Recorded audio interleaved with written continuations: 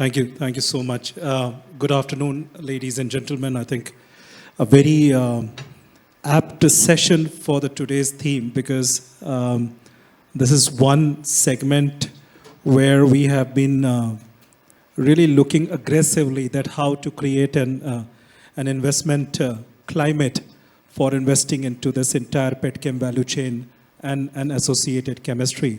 And this push is not new. I mean, ever since, I'm talking about at least 15 years ago, there was a capex-led push started into the chemical and petrochemical industry. The biggest challenge which we all faced was the lack of feedstock. And even from then, it was very evident that while you can grow into chemical or the chemistry as an ecosystem, but the overall global cost competitiveness will be unachieved if you really take care of the fundamentals of this whole value chain, which is your cost curve, your feedstock access, as well as your entire building block being produced in India at a relative competitive level. And that is where I think when I got an opportunity to chair this session, I realized that perhaps focus on these things, especially when India on a growth path. Chemical as a sector is doing good, but going forward, the way the world dynamics are changing, US is getting, US has already got energy positive ecosystem. China is playing differently. There is a huge investment coming in China in spite of a domestic slowdown. They are what they call in their language is operating on a mini cracker ecosystem where they want to reduce their dependency from US energy circle.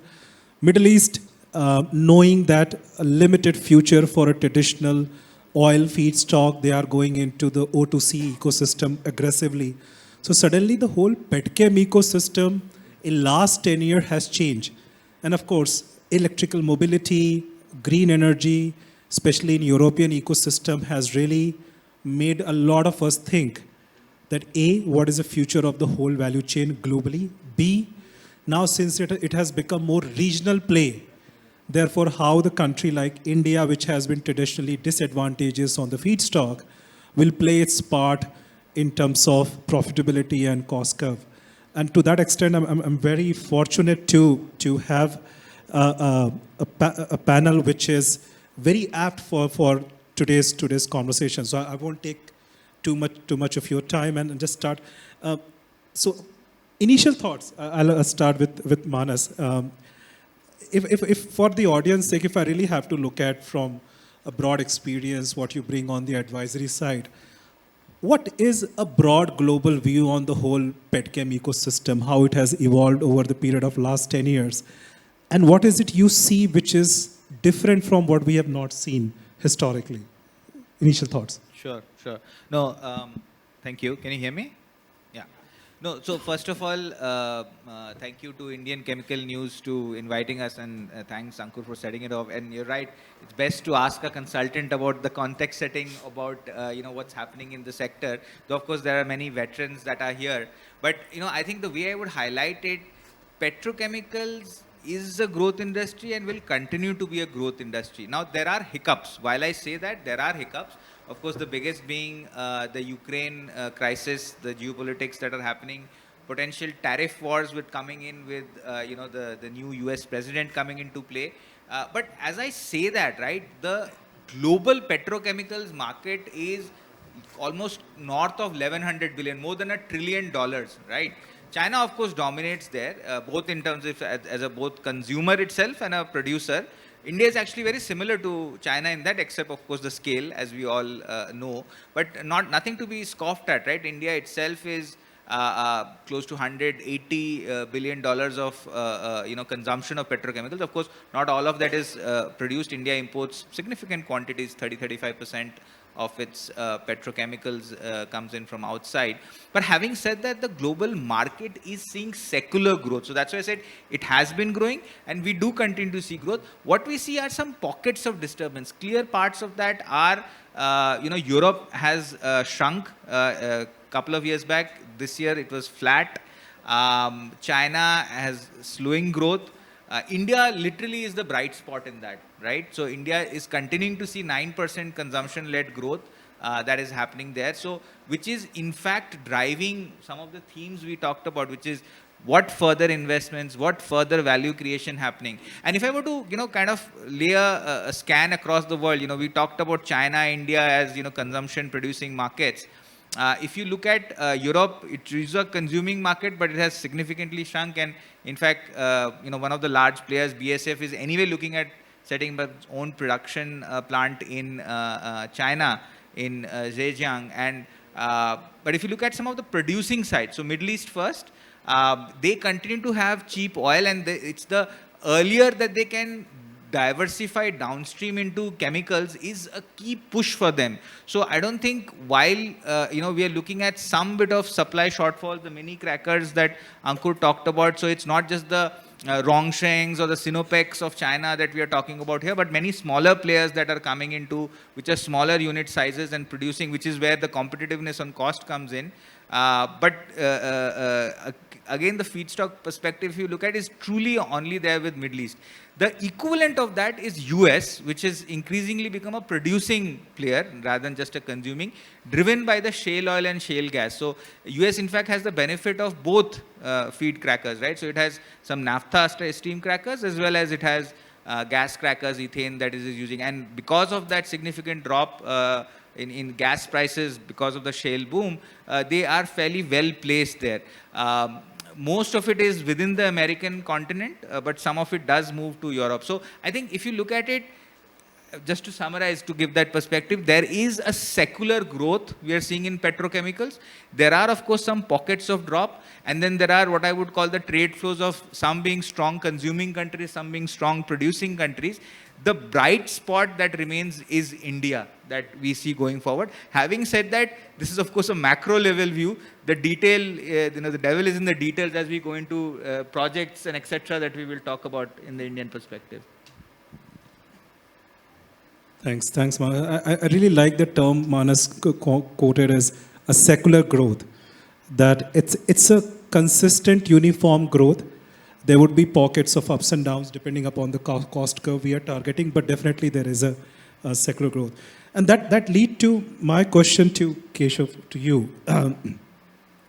Look, this is a heavy investment sector. And unlike China, where it's hard to make out which money is a government money and which money is a private money, here, while the policy support comes from the government, money predominantly going to pump in from a private sector, barring the state-owned enterprise, which are already there. So what do you think that how government ecosystem is really coordinating to ensure while the strong PSU ecosystem continue to grow, but at the same time you have a private money also coming into this sector to make sure a more balanced field for across the value chains. What do you think, what government's strategy has been so far?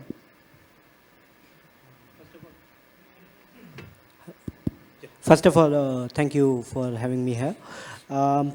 In far as the government approach goes, it's a multi-ministerial approach we are seeing. We have a Ministry of Petroleum and Natural Gas, which is ensuring the feedstock availability for the petrochemical sector. We have the ministry called Ministry of Chemical and Fertilizer, Department of Chemicals and Petrochemicals, which are basically promoting and ensuring the petrochemical supply chain. In this particular manner, we have PCPIA policies in the department, which is there to provide the basic requirements for the developing of this petrochemical infrastructure ecosystem in the country. And looking at the downstream investment, we have a Ministry of Textiles, who is with the textile parks and textile policy, ensuring the downstream availability, downstream petrochem industry. So this is a way we are seeing a very ministerial approach. Also, when we see approaches like clean energy, the clean economy we are seeing, in this we are moving forward towards a clean fuel consumption, which is also pushing the petrochemical, the feedstock into the petrochemical industry, so for increasing demand of this particular industry in this percent. So this is way we are seeing the government approach in ensuring the whole ecosystem to be kept in the place to drive this growth in this particular sector. Yeah. Interesting.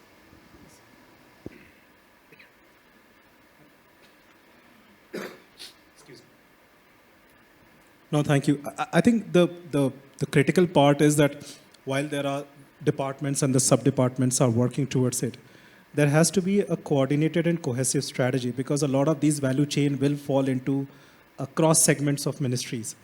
While a petrochemical or PCPIR zone comes under one segment, but the downstream development require a separate strategies altogether. So as an industry, I've heard into various forums, so the one expectation has always been, let there be a cohesiveness when it comes to look at the whole petchem value chain strategy and how we can really leverage to make it even more prudent. Sanjay, someone who has seen the PSU ecosystem from close corners, what is your thought on the mega crackers? Are the days are gone? Are we looking for more efficiency than the scale? Or we are feedstock balance, at least as PSU ecosystem is concerned? Or looking at the global supply demand phenomena, do we still have enough feed to go for a mega cracker?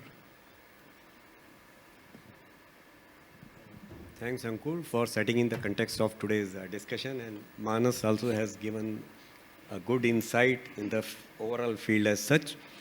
Now, considering scenario here, overall scenario if we see in India, we are consistently running deficit of these products. If you see last few years, even post-corona, immediately after 1 or 2 years, it recovered very fast. And we continue to import about 10 million metric ton of petrochemical as on date. And going forward by 2040, the way urbanization is going up here, the way individual income, disposable income is increasing, it is expected based on certain studies that this 10 MMTP is going to increase and increase. And by 2040, probably this number would be 40, if not supplemented by additional production in India. Regarding availability of feedstock, yes, of course, our major feedstock is met through imports. But if you see the current scenario, we need to first ensure the energy requirement. So we have a mix of energy going forward based on net zero requirement. That energy sector is also under a big transition. And now industry is able to feel that sense of that transition that is happening. So how we as an industry see that going onwards, of course, you may appreciate that ethanol blending is a reality now. So 20% is almost achieved. Going onward, it may further increase. EV, if you see China, that our neighborhood, they have already reached an inflection of 50-50. Their EV on the roads are now almost 50. Balance is IC and, EV and hybrid is 50. IC is just 50. So they have reached that very significant inflection. We are, of course, at the very initiation point of it. But the way things are moving up, the way new models are coming up, it is certainly sure that this transition is going to happen. So what will happen if EV induction goes up, if ethanol blending goes up, if SAF, which is also now a essential requirement, so that also will happen. So going onwards, what is going to be realized that, of course, MS will go in its consumption as compared to current pattern of refining products. HSD also will go down, but ATF will go up. But in totality, that share of this fossil fuel as a transport sector will certainly decrease. But overall crude processing, currently we are at 254, going onwards, another maybe 6-7 years, we will be crossing 300 million metric mark of overall crude processing capacity. So we have certain already approved capacity which are in pipeline and going to be released by 30 or so. So that way, of course, we normally are disadvantaged at the availability of feedstock because Middle East, of course, nobody can compare. So US, nobody compare in terms of ethane and all. But in our case, what happens? We produce ATF, MS, HSD, and balance we have to consume somewhere. If MS is going to produce, HSD is going to produce, what we are going to do? We cannot reduce the overall capacity. So that balanced feed stream is going to stay available for us. And if we do not utilize that, we'll be probably losing on overall margin on refinery. So as a refiner, be it a PSU or be it a private, probably everybody is watching that transition to happen, and we are preparing ourselves to utilize that available feedstock, currently also to some extent available. In future also, it is going to increase that portion coming out of these transition of, road transport sector. So that way, we see a good growth in petrochemical because demand is going to stay. There is no second thought to it. And if transition is leading to an opportunity where the feedstock also will be available, why not? So there is a good prospect that, of course, PSU along with private will continue to move on the addition of petrochemical capacity, and you can very well take the cognizance of already announced capacity. So there is no look back. Many projects are already announced by private as well as PSU, and we are going to see an increase of capacity maybe in another 5-6 years, maybe around 10 million to 12 million metric ton of capacity will be added. Only thing is now, of course, we have done too much on commodities, so now it will be required to also focus on specialty, and probably that is also going to happen. So that is how we see this sector to grow. Thank you, Sanjay. I think you beautifully summarized the whole value chain in just 2 to 3 minutes. I think the point which you made on the whole EV push is a quite critical point so far as the energy independence is concerned. The only thing we really have to match up is the infrastructure, both for the commercial as well as the private mobility, to make sure that whatever feedstock we are producing get utilized to the last mile of the vehicle.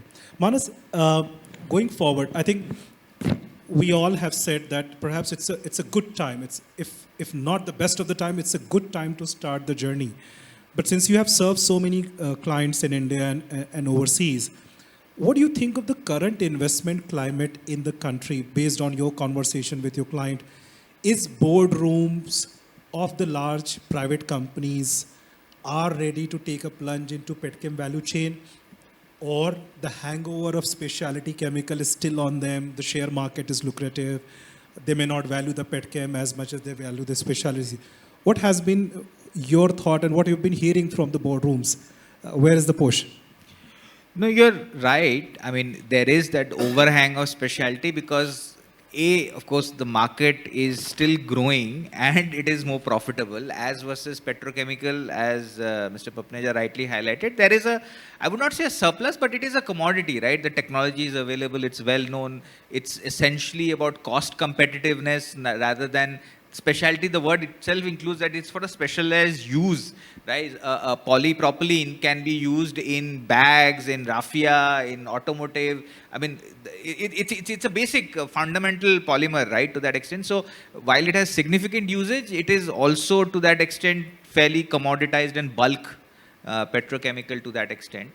So having said that, while the appetite, I would say, is a little diminished, I would be honest to say that, but I would say it is more on the private side, right? Again, to what Sanjay rightly highlighted, there is enough and more capacity coming up, right? Indian Oil itself is expanding on its Paradip complex. I was, in fact, helping on one of those expansion plans. There is close to $7 billion, I think 65,000 crores, yes. that is being signed off by the board last year only, if I understand. Yes, in March 23. Correct. So, and that is multifold. It has, I think, propylene, it has downstream into cumene, phenol, IPA. There's a huge chain. And in fact, this is most of it is petrochemical, some of it is downstream. There is plans of making a plastic park. Now, that is a little further out. I mean, of course, the plant will come, the plastic park will come later. The message I'm trying to highlight here is a lot of that is PSU-led investment that is happening, right? IOC is one example. GAIL is expanding on its Vijaypur. Opal is expanding on it.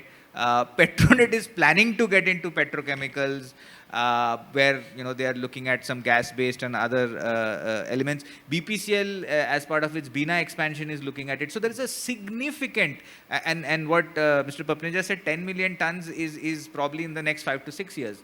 Probably more if you add up. Each of these are about at least 1 to 2 million tons or 700 KTPA, etc. So if you add 10 of them, it's roughly 10 million tons, right? So, and that's a bottom-up estimate. So, I think that investment is clearly happening. It is more PSU-led. Private, lesser so. I mean, the only one that I can really talk about publicly, again, a client that we are working with is Reliance, where they are investing. Of course, part of it, again, I think rightly highlighted, is a mix, a blend mix. Most of Indian petrochemical is naphtha based, right? Which is where it's a cut of your vacuum distillation. Some of it, as you rightly said, goes into MS, HSD, and then the heavy cut, which remains for naphtha, which is cracked further.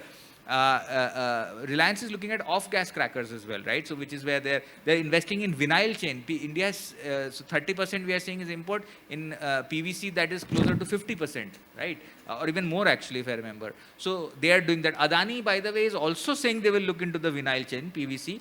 I would say it's a little further out. And maybe because we are not working with Adani, we don't know. But my estimate is that, you know, that's a little further out. Of course, they are also facing other challenges, as we are all aware. So that private investment may not happen. But I think the investment sentiment and the fact that India is literally the bright spot. If you're seeing the global market growing at 4 to 5% petrochemicals, which, by the way, in global standards is very high, the global GDP growth rate is 1.2%. So 4 to 5% global petrochemical growth is great. This, of course, again, as I said, the pockets. Within that, India is 9%. That is amazing growth, right? And so, of course, some of it is PSU-led, but I think the investment climate is cautious, if I were to use a little bit of word. There is appetite, there is investment.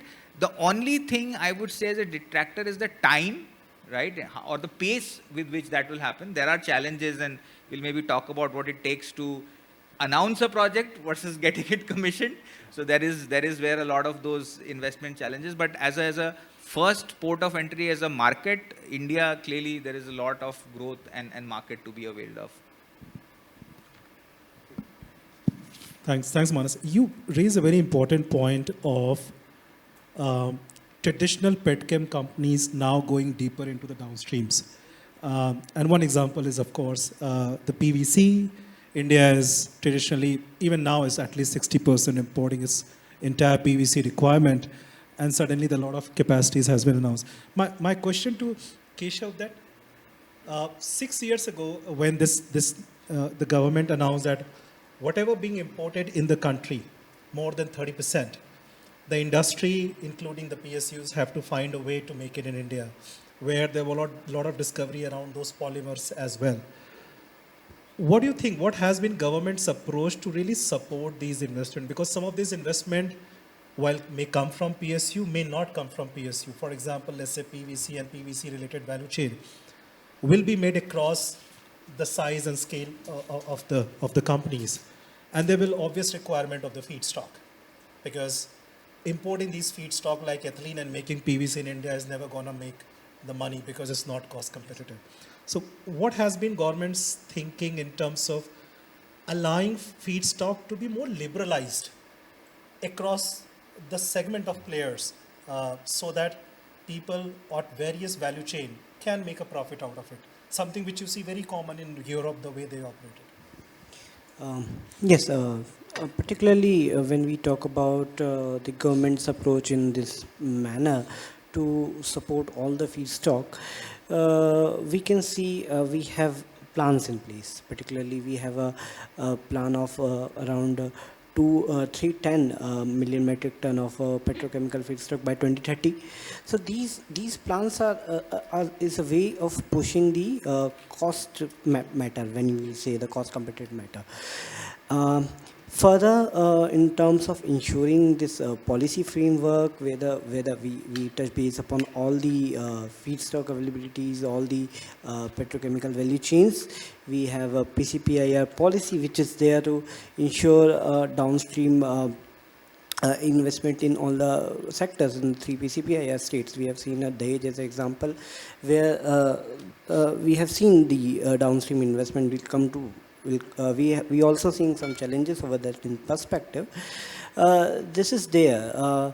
Looking forward for more such policy support, we have particularly the FDI policy, which is ensuring the automatic 100% chemicals investment particularly in the chemical and petrochemical sector. Further, looking at the competitive examples, we have quite achieved a lot. We have seen a world competitive index, where we have gone to the stage of 40th rank from the 83rd rank in 2015. So these all steps are there in particular place where we look the downstream industries, and everything needs to be in a manner where these policies will support them and would lead in a further chain. As far as when we see supply chain, also the problem of supply chain is there for the cost competitiveness. We will have to look forward for various other suppliers. Like PVC is there. We are importing a lot of PVC from China and light companies. We are looking forward for the various platform like Indo-Pacific Economic Forum is there, which is we are trying to find out where is the supply chain resilient in this particular matter. We find out where are the suppliers for this matter. So we are also developing internally. We are developing through PSUs the capacities and also ensuring that we do not have crunch in the matter when it comes to the future plans. Sanjay, just taking on your previous answer in terms of the capacity expansion plan and all, the one question comes in is a cost competitiveness. Now, with all the expansion and of course a lot of it goes into the Ps and the PPs of the entire value chain, they further go down into your polymer level chemistry and all. How do you see the cost competitiveness coming into Indian cracker-led chemistry or petchem-led chemistry? While the feed is imported, vis-a-vis my counterparts, I will not take Korea because Korea is relatively self-sufficient, but let's say China, to some extent Europe, these are the more comparable geographies so far as what we call cracker economics can be looked at, because they are our natural market as well in future if we're talking about export-led economy of the petchem value chain. So what do you think? I mean, do we see a cost competitiveness being paralleled in next 5 to 6 years based on the technologies and all? The kind of field we are dealing with, more than 80-85% of product comes from that C2, C3 value chain, yes, which of course is derived majorly from crackers. There are other technologies also, but cracker plays a very critical role. It is at the heart of the industry. The geography that you have mentioned, if you see China, there is no difference in China and India in terms of feedstock. Both are a complete importer of the feedstock. Europe is somewhat similar case. Only US has availability of feedstock along with Middle East and Saudi, these countries. Now, we have of course disadvantage, but we have advantage also. We are a big demand center. So if those countries, they have no need of importing feedstock, but they need to export all the product to demand centers. Yes. We have one disadvantage that we import the feedstock, but we have a good geography in terms of consumption. So we don't need to travel much for consuming our product. So some plus, some minus. And that's why probably since inception, you may see that all crackers, whichever has been commissioned, are working fine. Regarding cost competitiveness, of course, there are opportunities to further increase the cost competitiveness, and integration is the key word here. Well, you may appreciate that about 70-75% of Indian petrochemical capacities are with integrated setups. So somehow integration leads to that kind of cost efficiency, operational efficiency. Standalone assets face more challenges, of course. So that's why you may see that whatever expansion majorly is coming in form of integration, except for gas crackers.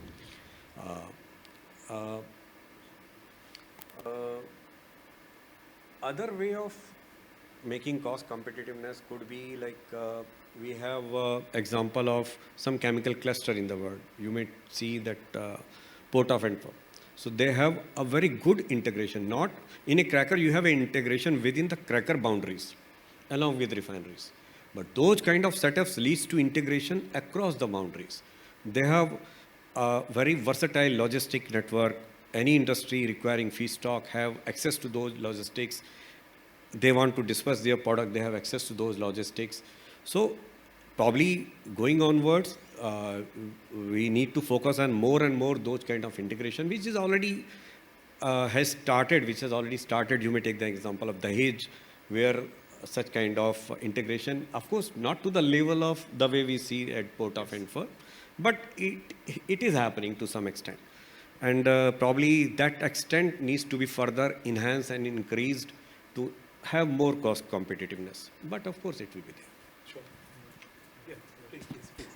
Hello. Yeah, so in terms of adding to the points I have just said, I would just want to say that there's you must have heard about the PM Gati Shakti National Master Plan, which is coming in the place to reduce this cost competitiveness, to reduce the logistic cost. Basically, what in this particular plan is what is happening because Dahej is again a region of Gujarat where the PM Gati Shakti Master Plan initiated, is to compensate all the infrastructural projects and the movements of these. Suppose when you say the petrochemical movement or the any OD movement is there, so we are mapping all these particular subjects, and then we're trying to find out where the infrastructural requirement is there. So we are also seeing some great infrastructural projects running in the country.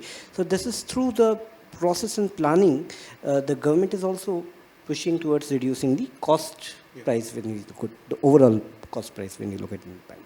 Thank you. Absolutely. Both were an interesting point, and of course, government is doing their best and a lot of work has been done at least on the logistics side. Manas, if I turn for our second round, perhaps the last round of questions. Now, traditionally for this value chain, it was always an import substitution story. Now, what Sanjay ji has just said, that import substitution is not enough. There is a good domestic market, but now it has to be cost competitive as well. How do you see, based on your conversation with your clients, that now, along with the capex and import substitution-led strategy, there is a lot of push on the digital integration, operational excellence, as well as the delivery and logistic improvisation to really support the cost curve? Is there an inherent part of the capex discussion now, or it is still product out? No, you're absolutely right. It's not. I mean, you in a sense given the answer, and in fact, to give the full answer, you would need to pay us as consultants for the framework. But jokes aside, I think you're absolutely right. So I think that's only the first part, the tip, which is, does a market exist, right? So clearly a market exists. Both, as you rightly highlighted, there is the import market which you can take away from, and then there is the inherent market which itself is growing. Right, so I think the market question is just a given. In fact, it's not just a given just in India, even international players. And I can tell you there are Japanese clients who are looking to invest in the specialty side, both Paradeep, Dahej, and those are. In fact, I will highlight that the infrastructure part, not just logistics, of setting up a project is a big reason of why it is getting set up in the first place, right? And lot of what is being set up in India is not just for Indian market. Why do Dahej and Paradeep work? Dahej in particular, because there is exports that is happening from India to African markets as well. Indian Oil in itself is looking at some of those areas. Reliance does a lot into South America as well, right? And Nopal does, and now they're in fact looking inwards. So there are both stories. There are people who are looking out, and there are people who are looking inwards within India. I can tell you that, right? So, so I think again going back to the core of your story, which is it just import? It's not. Market is one part. Infrastructure is a big second thing, which is what do I have around it, right? So this starts with feedstock. This starts with electricity, water, sewage and effluent treatment. It includes land acquisition and environmental clearances, right? So a large part of, yes, I want to invest in India, but that's such a macro question. If any were to ask us of a consultant, that never suffices. Any client will, the question always going to where, how much, what technology. So therefore, then the next question comes of what is the technology that you will bring in? Does it bring you competitive advantage thereof? Is it something you can say develop further and expand into downstream opportunities that are there? Regulatory and environmental clearances, I talked about that in any case. And I think the locational factor, both from a perspective of am I able to service the market and the logistics and the catchment area thereof? But can I look at export markets as well from there? So which is the duality that comes in. And of course, eventually any investment, whether it's PSU and private, and somehow people think that PSUs are there to just service us, they have to return a profit. They are also listed companies. So they have to, it's not just a private question or a PSU question. Eventually the economics, we've done enough financial appraisal of projects to see it has to, I mean, break even is a too simple a word, but actually get good profit so that they can invest further going forward, right? So I think all of these four factors and of course the financial and economics of it really go into making that decision. Market, of course, is a given starting point to all this story. Yeah. You, it could not have been summed up better, that it's a combination of all the factors put together. Kishore, I'll come back to you for the point which you raised on ease of doing business. Now, we as an industry, we heard on a many forum the dichotomy of ease of doing business. At one point of time, we are saying that doing business has become easy in India. The approvals are coming faster, the clearances are much easier. Now, the challenge is the infrastructure. I mean, we announced PCPIR maybe so many years back. Still, it hasn't picked up to a pace it should have picked up. Water is going to be one of the biggest challenge for this industry to grow. Now, we have only one desalinization plant running in the Dahej. That is also from the state government's intervention. Now, while the ease of doing and starting and running a business become easy, the infrastructural need of doing a day-to-day affair in a business have still very complicated. And until there's some of these fundamental issues of ETP, the water, we are talking about the eco park gets sorted out, maybe the big bets of investment may not be evenly distributed across the geography. So what do you think? I mean, where it got stuck, especially the whole PCPIR story? Yeah, we understand the PCPI story is there. And when we look at the overall investment scenario in terms of ease of doing business, so we have also to look both the angles, from the security point of view and from the investment point of view. So if we are developing our policy in that manner, the foreign direct investment policy per se of 2020, so which has been developed from since 2020, it has been quite relaxed, competitively it has been relaxed accordingly, and various according establishments and other changes have been there, where we are seeing new sectors to be included, like defense, and when you say defense, and space is also included. So we can see demand is there by these new sectors, including the investment is there, demand is there. So these investment led infrastructural projects, what we can think of in this particular manner. So in terms of particularly investment look infrastructure, the when we say also we have the government approval and automatic approval for the FDI, we know. So the automatic approval, the SOP was established in way back in 2020, revised further 2021, 2022, 2023. These SOP has been continuously revised and relaxed in a manner to facilitate the particular investment we need in for suppose as chemical sector, we are seeing a lot of investment coming from the Singapore, Netherlands, and to the various parts of the country, from Telangana to Maharashtra, not only situated in a particular just single geographic, like where we say Gujarat, it has been quite diversifying its prospects. So we are also, as a part of project development cell, looking of the investment to, from the day it has come to the investment to the grounding and the production of the project that is started in the particular area. So this a way the government and the policy supports are there, and we are also looking in a way, in a forward, in a manner, so that these all things are picking in a step-by-step manner to promote the infrastructural requirement in the country for these, especially the sectors where the infrastructure is lagging. For support, when we say in a sector called specialty chemicals. So this is a sector we are seeing a lot of investment are coming from. When we look at the petrochemical, we are seeing a very lot of investment. Around 40% of petrochemical sectors, we are seeing investment in the plastics part of it. So these all infrastructural investment is there coming from the various countries which are just listed out. We need to look in a policy manner where we are just in a way of understanding security and the automatic route and in which this particular things are being going. And also coming to the answer to infrastructure requirement, we can say the PM Gati Shakti I just talked about is one such which is looking to map these requirements in a manner so that we can connect all the dots in a manner we will be able to have a better understanding and sustainability of the particular value chains in this way. Yeah.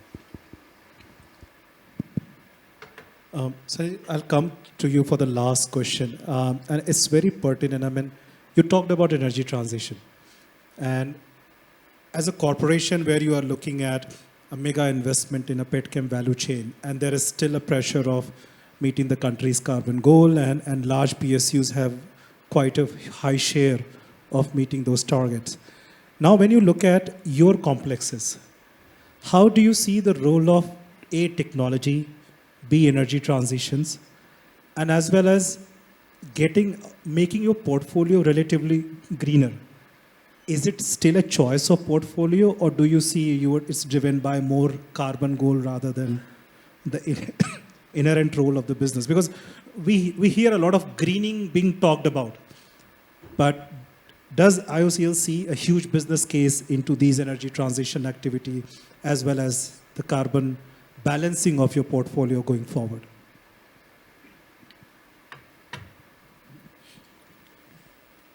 Yes, certainly. I mean, out of this transition, there are some opportunities, and some are, of course, out of requirement that needs to be met with. Yes, almost all such companies have huge plan for renewables, power at least. Now you see, although on one hand investment is there, but on the second hand, the way it is turning out to be, the cost of renewable power, especially solar, now at some cases, it is now cheaper than what you are getting through prevailing resources. So now we had been discussing initially about cost competitiveness, and power plays a very critical role in such productions. So if this is turning out to be a lower cost power option, then why not? It's better to enhance, and that is what most of such players are having their plan with, and they are already moving ahead. It's not something which is at initial stage, I would say. It is already at set pace going forward. Regarding another factor of this transition wherein we are seeing that proportion of liquid product is going to change. So that's also an opportunity that balanced liquid, if not utilized, it will lead to overall decrease in the margin of that particular refining process. So better to utilize that and convert that.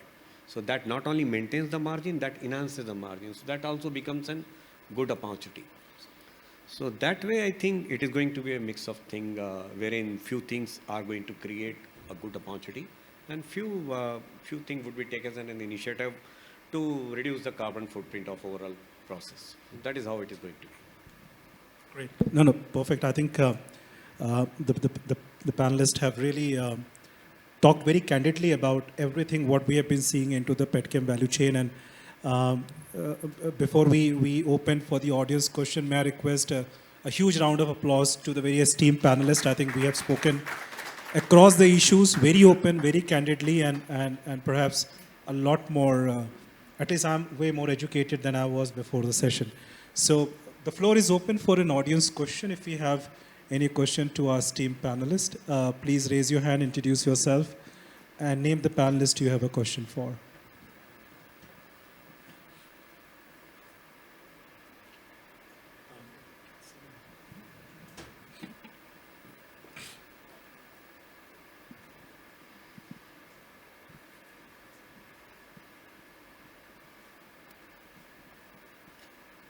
Hello, I'm Ashok Girdhar. Am I audible? Yes, please. Yeah, my question to Mr. Sanjay, like we are talking about investment, is there really a big investment coming from outside India into petrochemical industry? We heard about Aramco and other companies. Is really a big thing materialized so far in last 3 years?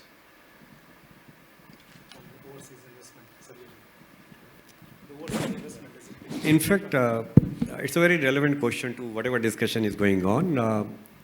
Although currently, as such, we don't see any project under execution, but companies in that area who are majorly into fossil fuel production, they are also sensing the kind of transition taking place, and they are very keenly interested to go into those application of these feedstock, crude oil especially, wherein they can have more production of chemical and petrochemical.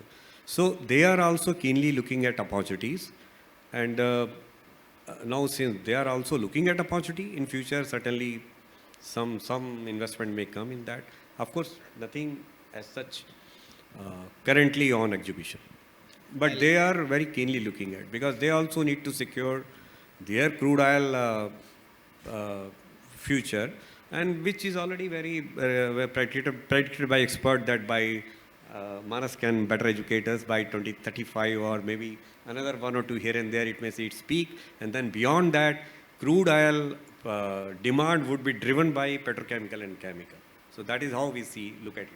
Manas can further supplement. No, you're absolutely right, Sanjay ji. And so we don't have anything tangible on the ground, and I can tell you consulting is always a lead indicator that way. How many consulting studies we get about should we enter India. So that itself shows the interest levels have buzzed, right? So Aramco initially, if you remember, was supposed to tie up for the Ratnagiri project, right? So now that has gone through its other challenges. And I'll come to the second point, which is what I wanted to talk about. Aramco is still interested in the BPCL Machilipatnam one, which is again is little out there. So we talk about time and pace. See, I think the challenge is with India is not everybody is sniffing around. Let me use the word sniffing around.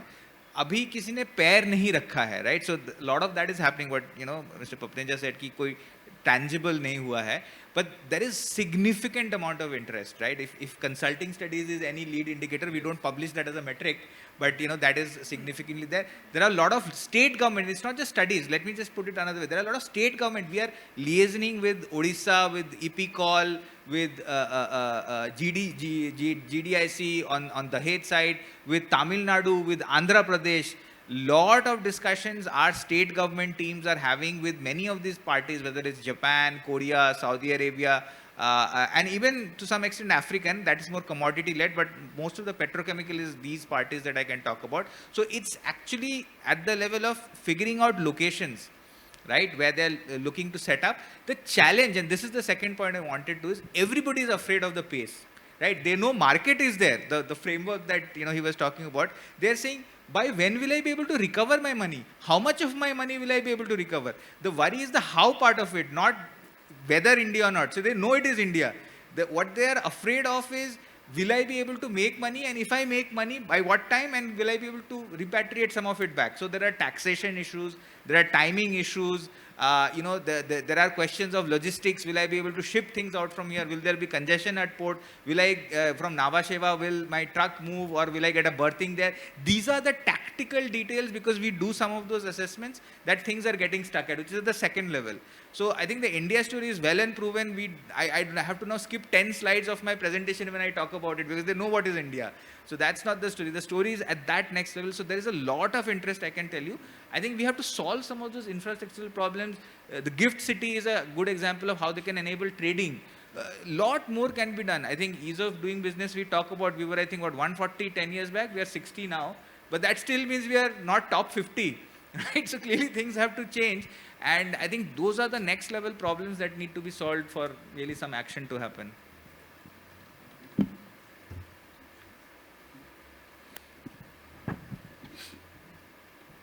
Indian industry is telling, I am Dr. Nagaya from CSR, IICT Hyderabad. Indian industry is telling there is a market. But what is the perception of the Indian industry, especially for this area, special to the specialty chemicals? And that infrastructure is there in India, Indian industries, or these people are approaching from the collaboration with the institutes or the universities? Exactly what is, please elaborate these points. So I'll answer, because see, so far as a specialty chemical ecosystem is, the collaboration with institutions to co-develop the product, the process, and the patent has gone up tremendously in the last 6 to 7 years. It was not the case 10 years or 11 years ago. I mean, I can tell you at least there are 13 to 14 companies I know, whether it's surfactant space, whether it's polymer space, whether it's ECHEM specialty, has tie-up with one or two institutions where IIT Chennai, IIT Delhi Chemical Department, UDCT, IIT Mumbai. These are the premier institute where now industry is going openly. They are sponsoring the research. They are sponsoring certain infrastructure activity. They're sponsoring the lab work. Is it enough, sir? Answer is no. But if you look at the 10 years ago, it was almost negligible. Today, I can tell you more than 25 companies within the Indian Chemical Council ecosystem has MOU with either UDCT, IIT Mumbai or IIT Chennai. But I think that there is a concentration listed to few institute. This need to go up. You're coming from a very prestigious institute, and one of my previous companies, I've worked with the institution.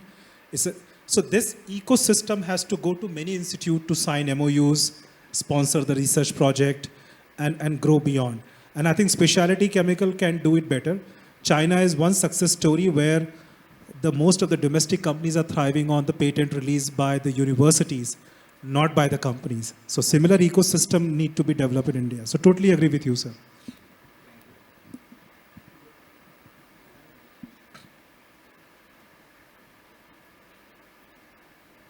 Yeah, I'm Pinaki Ranjan Das from ASFI, Association of Synthetic Fiber Industry. India is having a net deficit of chemical and petrochemical export, I think in the range of around 31 million US dollar. Now, we have a growing demand, and as some of the speaker also rightly said, that there is a continuous import, which is going to augment around 40 million by 2040. With the PLI scheme and the government initiative and collaboration with institutions and all, whether we can meet these challenges and can encash this opportunity. Yeah, I mean, I think one of the things, first of all, we don't have that much and maybe Keshav can talk about. DCPC is focusing on PLI for chemicals, and I personally have been working on this, and many papers and policy notes have been written for chemicals, specialty chemicals and petrochemicals. PCPI is a good initiative. It's not enough. Dahej is probably the only example out of 4. Cuddalore has got shot down. I was in fact speaking to the Tamil Nadu Chief Secretary, or rather the ex-one, and Mr. Ranjan, and his biggest regret was that could not happen. So I think, but coming to your question of the import substitution, R&D is a key part. I think, we need to build some of that base on our own. PLI would be very useful to have that. I honestly, we as consultants don't take very strong views. I don't think there is quite yet a path ahead for that import substitution. There is work happening, both PSU side, private. It might decrease from, say, the current 30%, say, to maybe 25%. Will it be entirely taken away and will it be export surplus?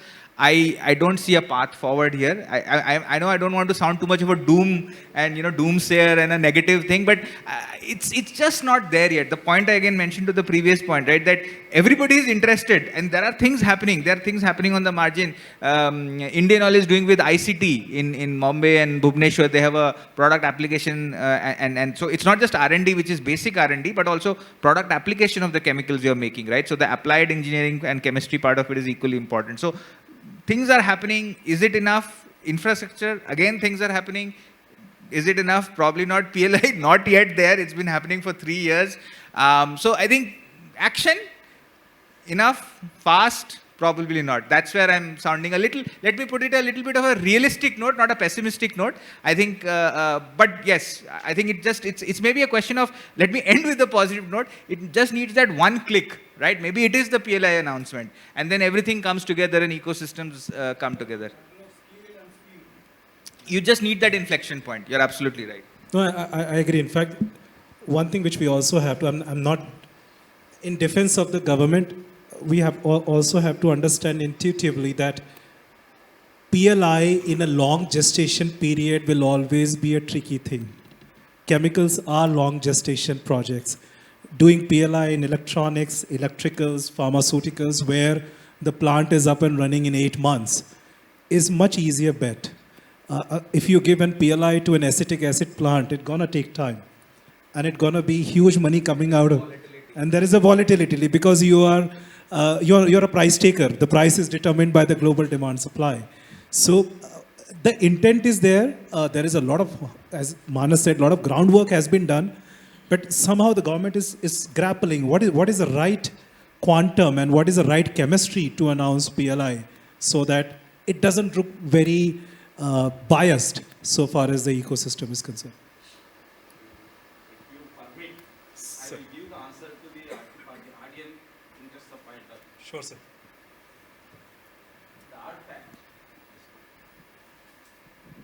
the odd fact why we are not competitive in the prices.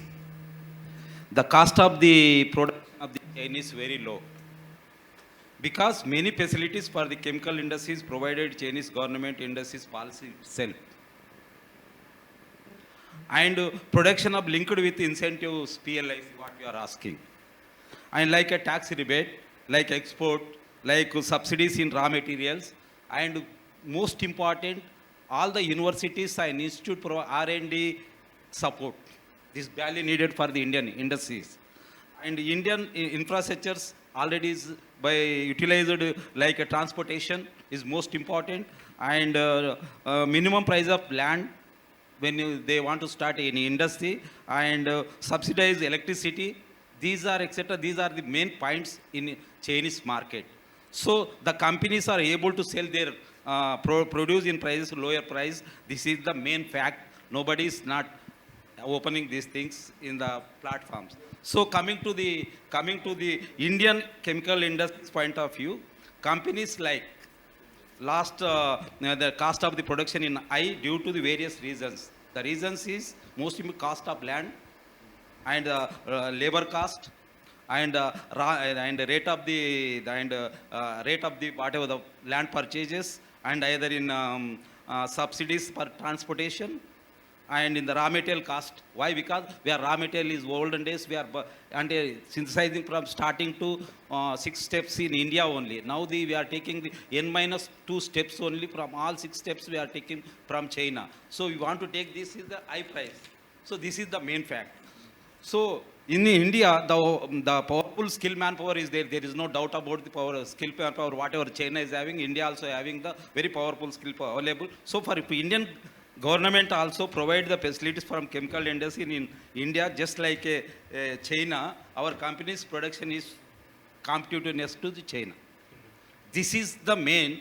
The platform will take to the government, or the industry will take to the minister of this chemical fertilizer. For unity is a collective effort for the Indian industry point of view. This is my opinion. This is my personal opinion. I'm telling to you. Thank you, sir. Really appreciate your point. I think we are out of the time now. I really thank the audience and the panelists. Really appreciate you coming over. I think, as I said, before the session and after the session, I'm more educated than I was. And thanks indeed. Really appreciate your time over here. Thank you. Thank you so much.